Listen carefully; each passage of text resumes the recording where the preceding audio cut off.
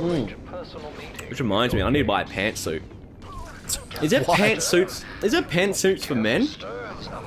I think no. I don't know. Pantsuits, men. Give me the history lessons later. Because I know there's pantsuits for. Oh god, what is that? That's too fucking expensive. That's what that is. Nah, fuck that idea. But Alright. okay, is this AI? Yeah. Oh, So, he got you. He got me through there, but like generally, because the AI in this game is really fucking dumb. If you stand close enough to trigger the stinger Step behind up. him. Come on, step up. Step up. Come on. You swing for. What? Fucking no! Look up! Look up! Look up! What up? I swear! Oh, I swear! I thought his body was up there for a second. Right on, right on.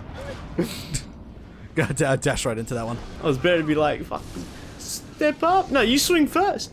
Oh no! Put it back on. Put it back on. I can't put it back on once it's down. Put it back on. I can't put it back on once it's down. Wait, or can I just... Try it. Put it back on. No, step up. Step up. Swing first. I do like how he's got like a fucking little lightsaber blade on his wrist. Like that's pretty neato. Ooh, That is a cool design. Remember the Wookiees are in there? Oh, I wanted the holocron that was in there. Hey, Jimmy, yeah? Oh, where should I put these 10,000 credits? you know Oh, put it in the Wookiee locker. Oh, yeah? No, over there. Fucking... I like to think that some of the most video gamey shit has some form of legitimacy behind it. So like, oh, we found this fucking Darth Vader costume. Where was it? Oh, it was just up in one of the trees on one of the bases we were fucking destroying. Oh yeah, just put it up in the tree. Like, oh, Someone what was physically it? goes and puts it up in the tree. I'm trying to remember. There was... God damn it. Yeah, it would have to be Devil May Cry 1. The ending to that game is like the worst like dialogue and video gamey shit there is. Like, oh, like we'll have to. Oh my god, we'll have to experience it together because it is. You know how back in the old days of the PlayStation 1 and 2 games, how like your characters will say something like what they think is fucking cool, like in their head they're like fist bumping the air of how cool their shit was, when actually it's like the most cringy shit. That's like the last third of Devil May Cry 1. Like, I'm talking, I wanted to be the one to fill your dark soul with light. The sky is fair and true because it hangs above everyone. That sort of shit. Like, Devil May Cry, obviously Dante was like fucking... Dante is a cool character. Yeah. But, like, he didn't really get into his really cocky, sort of playful personality until Devil May Cry 3. In Devil May Cry 1, he's got a little bit of it. Like, you see a bit of it in, like, I'm trying to remember the first scene where he's just, like, starts playing around with the enemy. I think it was when he was fighting, fucking giant bird thing. I can't remember his name. But it's like, yeah, Flock Off Featherface. And starts dancing around and shit. No, wait. The best video gaming moment, like, where you know you're in a video game, is one of the fights of a boss called Neo Angelo. So, how he's announced, or how he comes up, is he starts off as a reflection of Dante in the mirror.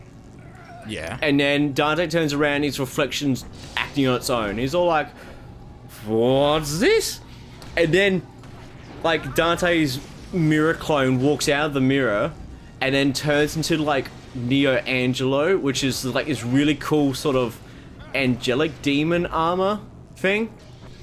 And instead of like going to fight you there and then, he fucking clicks his fingers, the doors open, and then he gives you the come take it outside look.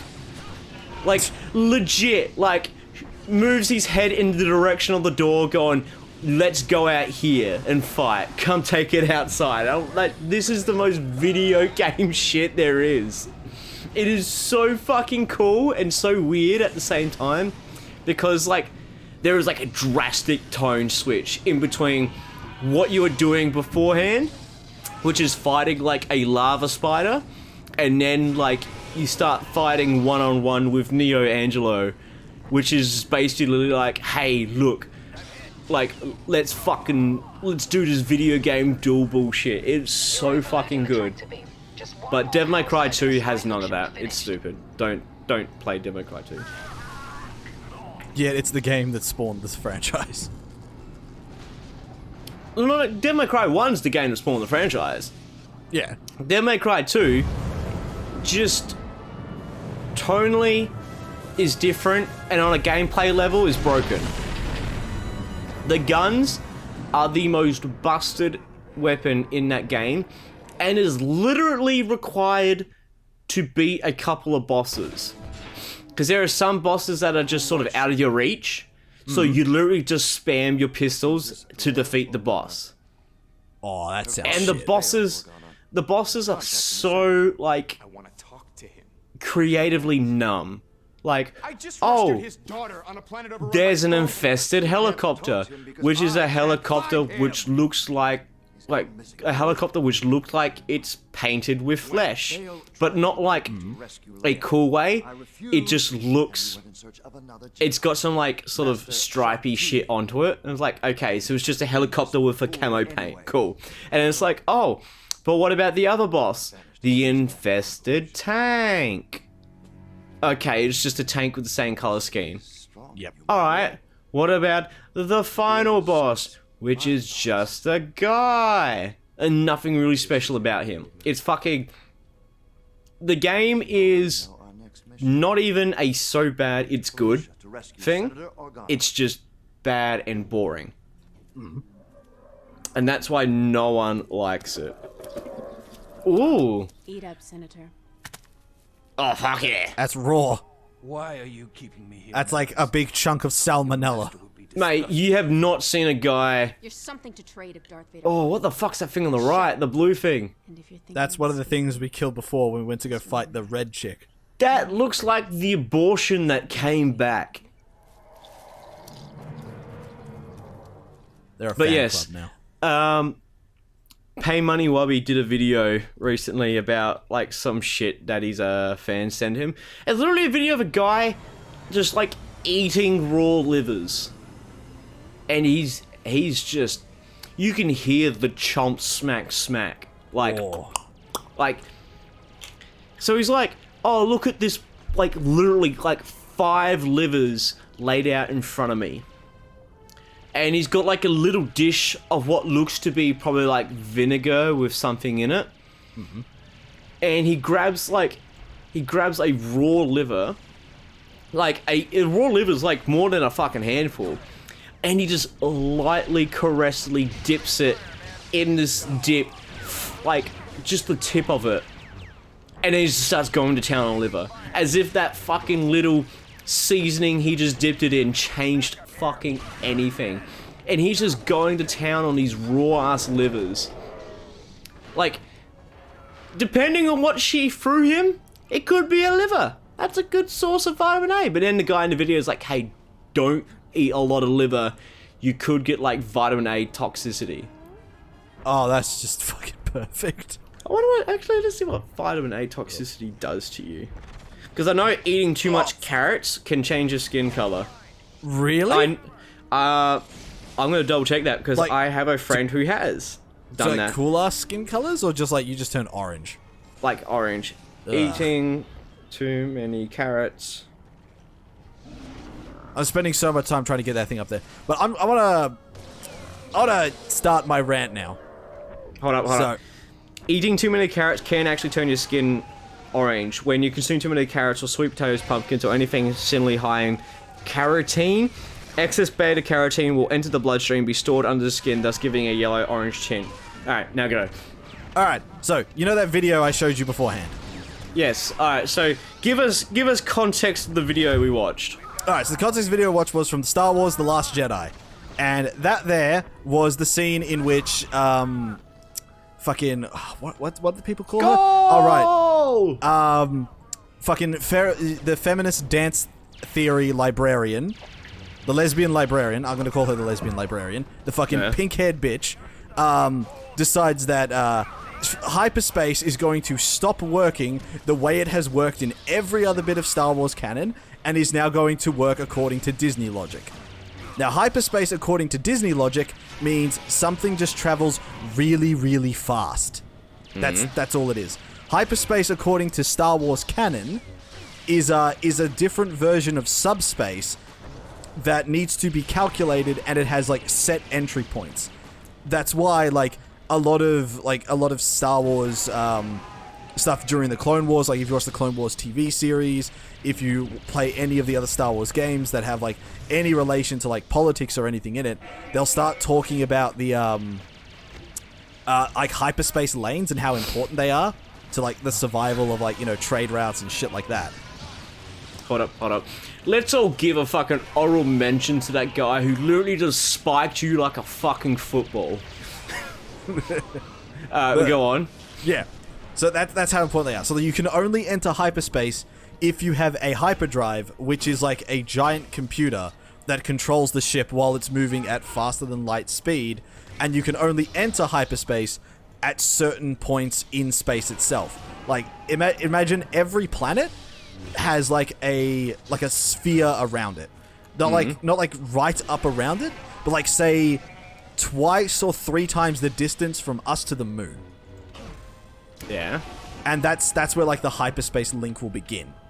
So what you have to do is you have to manually pilot your ship to that part of space, and then you can begin like sort of calculating to go faster than light into hyperspace. Okay. Now in that scene there, none of that happens. She turns the ship around and then just flies it into a fleet. It's like, that's not how hyperspace works. Yeah, but the effect though. Like, the effect was really cool. We paid big money for that effect. We gotta get there somehow. Yeah, I know. The effect was really fucking cool, but it was such a stupid fucking thing, because if that can be done, it ruins every sort of fight and military in the Star Wars Galaxy. I heard a whole bunch of like Star Wars. I'm not like a huge Star Wars fan.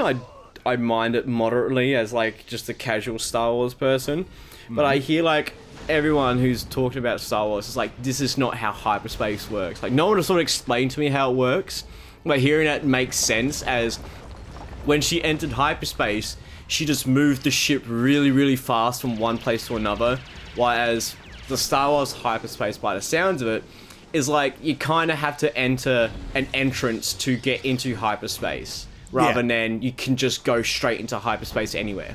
Yeah, that's why that it's makes sense. Super important that like hyperspace lanes and like that sort of stuff is a thing. But yeah, because it is. That is such, like, when I saw it, I'm like, oh, that's a cool effect. And my friends are like, that is so fucking dumb. And I'm like, I'll talk to him afterwards, like, well, what's dumb about it? Like, I don't know much about it. And he's like, alright, what she did is not how hyperspace works. Just imagine if that was how hyperspace works. They would just fucking build ships with the hyperspace drive and just launch that into the fleets. Like, yeah, that's how you would win the war. Just get fucking cheap-ass cargo ships with hyperspace drives and just launch them into the Imperial fleets. Launch them into any fleet. It completely undoes the necessity of any battle in Star Wars. Yeah. Because, like, people used to argue, like, you know, it's like, oh, Star Wars is stupid because why didn't they do exactly that? And then people will respond with, well, you can't do like that. They shouldn't be doing exactly that. Yeah, you can't do that because that's not how hyperspace works. And then, you know, Disney, the fucking cavalcade of autistic shit that they are, fucking, I hope they go bankrupt and die, they just go ahead and they ruin Star Wars. Like, everything that Disney has put out related to Star Wars has systematically just ruined every piece and part of it. All right, so I'm gonna make a fucking call right here now. I think in the new Star Wars movie, Disney are going to fucking double down and launch a fucking ship into hyperdrive at a planet. That's what they're going to do. They're going to launch a ship into hyperdrive at a planet, and that planet's going to be split in half, and it's going to be fucking one of the Imperial planets or the Death Star Part 2. Did they blow up the Death Star Part 2? They blow up the Death Star Part 2. Alright, it's going to blow up the Death Star Part 3. And that's how the war's going to be won. Technically, we're up to the Death Star Part 4.5.